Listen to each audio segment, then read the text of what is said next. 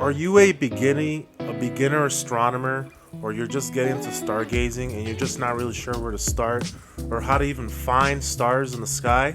Well, you're in the right place because I'm a beginner too. By the way, my name is King. I'm a dad and I'm a wannabe astronomer, so welcome to The Astronomer. I just want to tell you about something that I've been using to get started in my whole stargazing journey. It's just such a hobby. Like, I don't know jack squat about astronomy, but it's just so interesting to me. So there's an app that I love to use. By the way, this is not a sponsored ad or anything like that, or a sponsored video, but this is just an app that I love personally using and that has helped me start to learn what stars or planets that I can see from the naked eye. So it's called Sky Guide, and I'm going to show you a little quick recording right here of what that looks like. And with this, it uses your GPS location. You have to give it permission, and once you go into it, at the very top right over here, there's a little button for compass.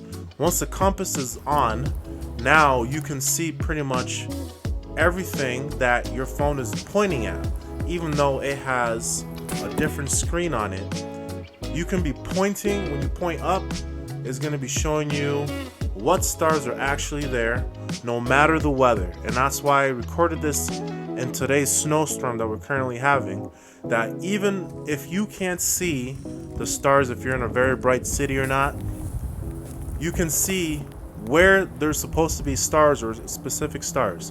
For example, one that's very interesting to me that I hope to see someday is right directly above me.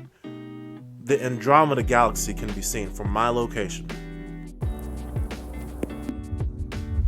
So after a lot of research, after asking Google and Siri and doing a couple Google searches as to why I cannot see certain stars that the app is telling me that I should be able to see, I come to find out about this term called apparent magnitude.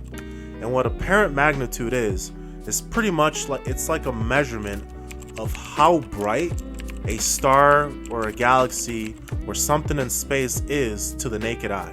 So the closer it is to zero, this number is to zero, the brighter it is. If I don't have this mixed up, the sun is like a negative like 26, the moon might be like a negative 11, and then you have like Jupiter and the star Polaris and stuff like that, or in Sirius they're like 0 or like a 1. But then you start, the further up those numbers start to go, the harder they begin to see. The harder they are to see with the naked eye, and the more likely you're going to need some specialized equipment.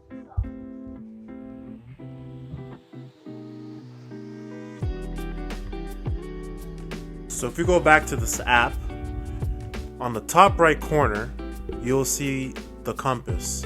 Like I was saying earlier, the compass, when you click on it, it uses your location in order for you to point out which star you're looking at. And the actual star on the phone might be just a little bit off from what you're actually looking at, but more than likely, that's the correct star. You click on it, and a lot of times there's like 3 sections, at least with this app. You got a properties one, there's another one I can't remember, and then there's like the history. If you go into the properties one, you can scroll down and you can see the apparent magnitude, or just flat out magnitude, of the star.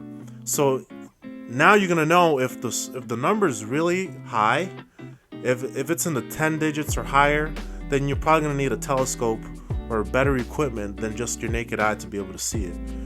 So I hope this motivates you to get out there, download one of these apps, start putting them into the sky, and let me know what you guys find and if this was helpful to you.